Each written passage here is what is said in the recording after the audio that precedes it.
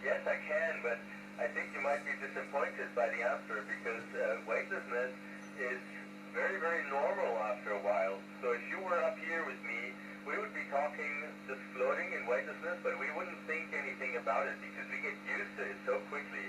The human body is amazing in how it adapts to things.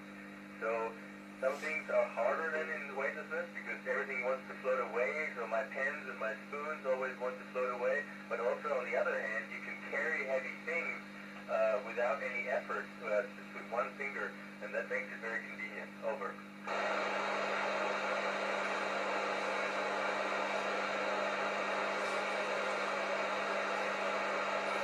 Hey Jonathan, I think it's a good thing that you're worried about this because this is something that we all need to be worried about.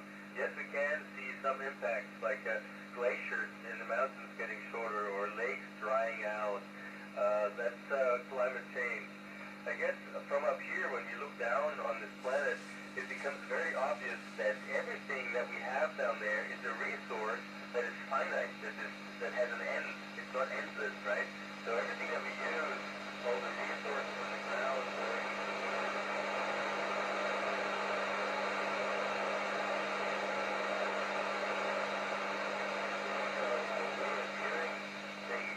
to make sure that we treat them accordingly. Over.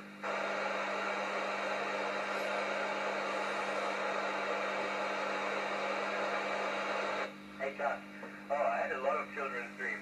So one of them was floating to space, but I had a few other things that I wanted to try. Also, I wanted to be a scientist. I also wanted to be a firefighter. So I tried various things, and in the end, I became an astronaut. But I think it's not so important to become what we wanted to be as a child, because sometimes those things change. I think it's important that every decision that we take in life, we do it in a way that we do what the things and that makes also that we're good at those things.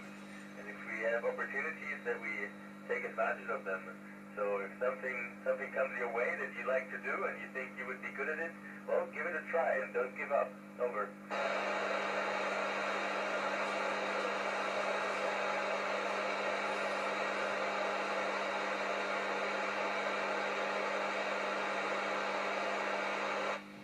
Before I was flying to space, I might have even answered that question with yes. But having been up here in space, away from our lovely planet Earth, I realized that I'm a human, I belong to Earth. I like to go out and have adventures. I like to go out to explore, right, the universe. I like to see different things. But in the end, I like to come back to our planet Earth because it's so beautiful and it's so valuable. It's the only place that we have that is so special. So if I knew I will not be able to come back, I guess I would not go. But then, of course, when we go to Mars, and I would love to go there, there's always a risk that something goes wrong. So this is something else. We understand that if we fly to space, then something could always happen, and we have a risk that we cannot come back. That is, I think, for me, okay. But if somebody told me you're not allowed to come back right from the beginning, I would not go. Over.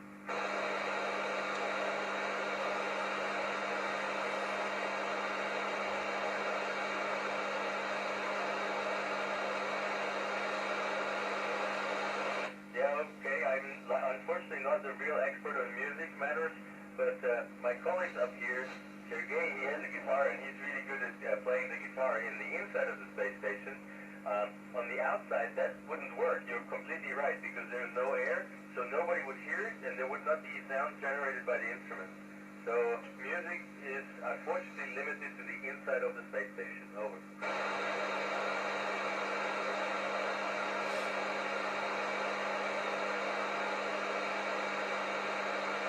Yeah, Adrian, that's really a problem for us, of course, because we need to bring all the water that we use. We bring that from Earth, and that is heavy, of course, and it's not easy to bring it all that up here. That's why we're trying to conserve the water as much as possible and reuse also the old water. So we have a very good life support system that even reuses the water from urine, from the air that we breathe out, and it makes it very clean again, and then we can reuse it. By the way, that's the same that works on Earth. Over.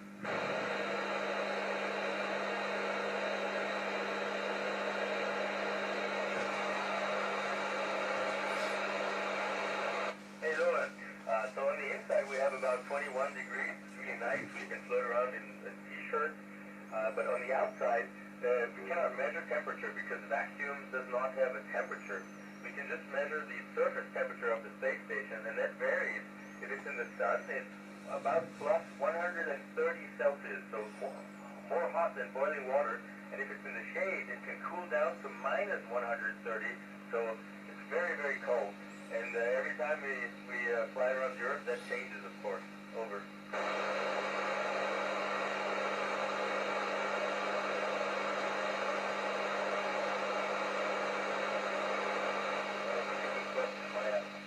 We do a lot of experiments taking away the factor of gravity.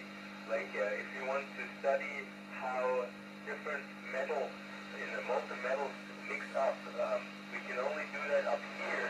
Where the metals mix up nicely, we try to do experiments on the ground. So another one is, for example, we look at cancer cells. So we grow cancer tumors in a way. They grow differently from Earth. They're in a two-dimensional black, but up here they form like in spheres. That's similar to how a tumor looks in the body.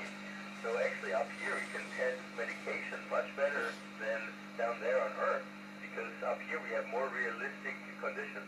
And that's just two examples for so many. All the experiments that we do up here are not possible on Earth at all. Over.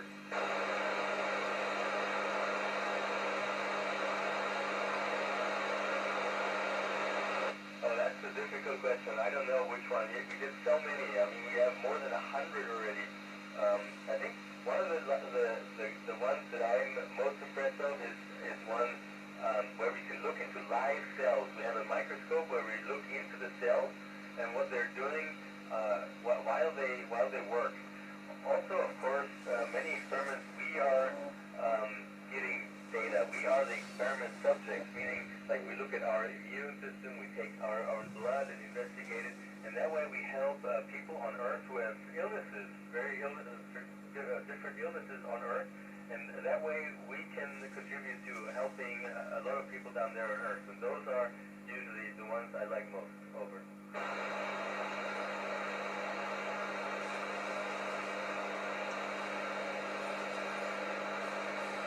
Oh, very actual question.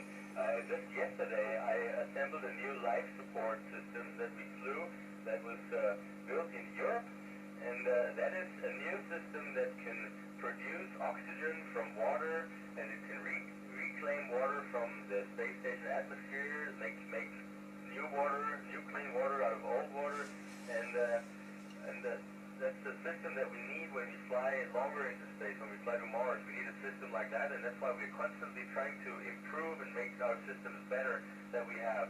We're almost there building a really good life support system, but not quite yet, so we need to train and test those systems more and more, and that is something that we do here a lot. Over.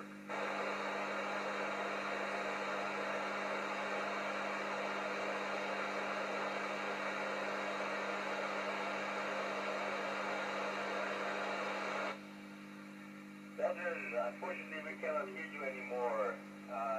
Just in case you hear me still, thank you everybody for the great questions. I wish you all the best, and goodbye from the International Space Station. Out.